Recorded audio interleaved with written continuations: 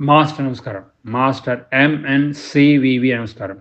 Master దివ్య అమృతవాక్కులో భాగంగా ఈరోజు మనం 169వది మననం చేసుకుందాం.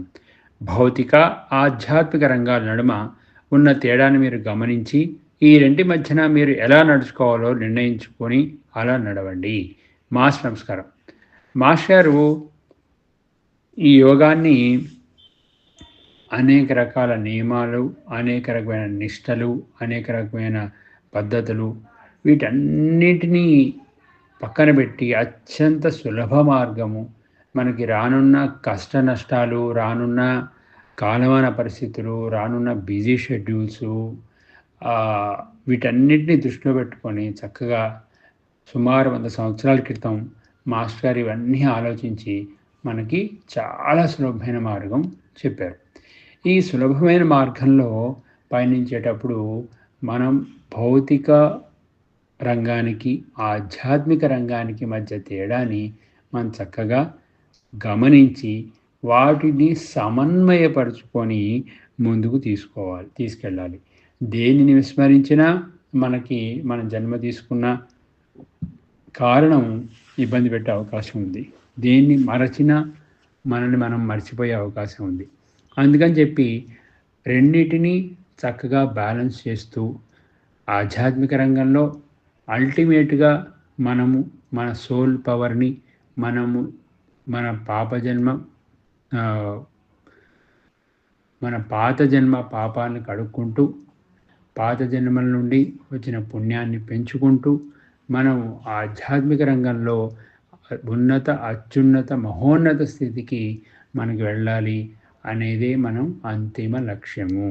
భౌతిక రంగంలో ఏదైతే ఉందో, ఈ ఆధ్యాత్మిక రంగాన్ని నడపటానికి, ఈ ఆధ్యాత్మిక రంగంలో ముందుకు వెళ్ళటానికి కావాల్సినటువంటి భౌతికపరమైనటువంటి విషయాలంటే, మన భౌతిక దేహాన్ని మనం ఎల్లప్పుడూ కాపాడుకోవాలి. ఈ దేహాన్ని కాపాడుకోవాలంటే, దీనికి పంచభూతాలతో నిర్మాణమైనటువంటి ఈ దేహానికి సరైన ఆహారము, నీరు, నిద్ర ఇవన్నీ కూడా కావాలి. కాబట్టి మాస్టర్ గారు ఏమంటారంటే, దీనికి సంబంధించినటువంటి భౌతిక రంగానికి సంబంధించినటువంటి ఫిజికల్ బాడీకి కావాల్సినటువంటి సౌకర్యాలన్నీ కావాలి అంటే, మనం చక్కగా పని చేసుకొని, ఆ పని నుండి వచ్చినటువంటి భిక్షని, మన ఆహారాన్ని మన భౌతిక శరీరానికి సమర్పించుకొని, దీన్ని పోషించుకుంటూ, భౌతిక దేహాన్ని కాపాడుకుంటూ, మనం ఆధ్యాత్మికంగా ముందుకు వెళ్ళాలి.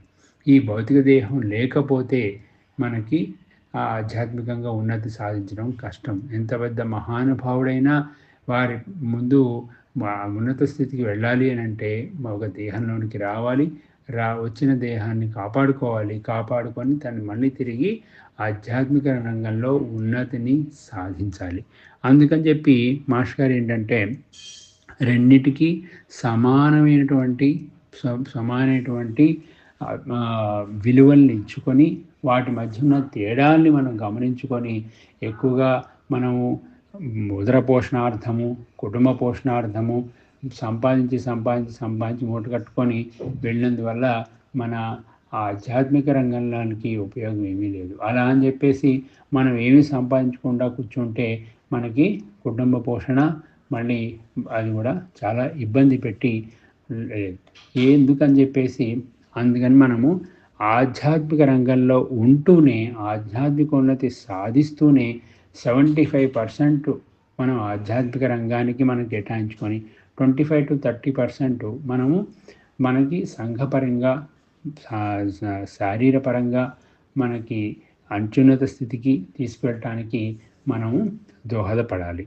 అటువంటి స్థితిని మాస్టర్ గారు కల్పిస్తానని చక్కగా మనకి ఏనాడు ఉదర పోషణకి, ఆహారానికి మీకు ఇబ్బంది లేకుండా నీ యోగంలో ఉంటే నేను చేస్తా అని చెప్పి మాస్టర్ గారు మనకి హామీ ఇచ్చున్నారు.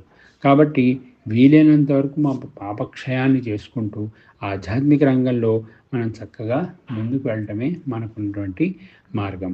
అందులో ఎలా నడుచుకోవాలో, ఎలా ధర్మానికి కట్టుబడి ఉండాలో, ఎలా న్యాయపరమైనటువంటి నిర్ణయాలు తీసుకోవాలో, ఎలా సామాజికపరమైన అత్యున్నత పాలసీ మేకింగ్ చేసుకోవాలో, అవన్నీ విషయాల్ని మనం రెండింటినీ సమన్వయం చేసుకొని, మనలో ఉన్నటువంటి ప్రేమతత్వాన్ని పెంచుకొని ఆధ్యాత్మిక ఉన్నతికి పాటుపడితే మనం అనుకున్న లక్ష్యానికి చక్కగా చేరుకుంటాం. మాస్టర్ నమస్కారం.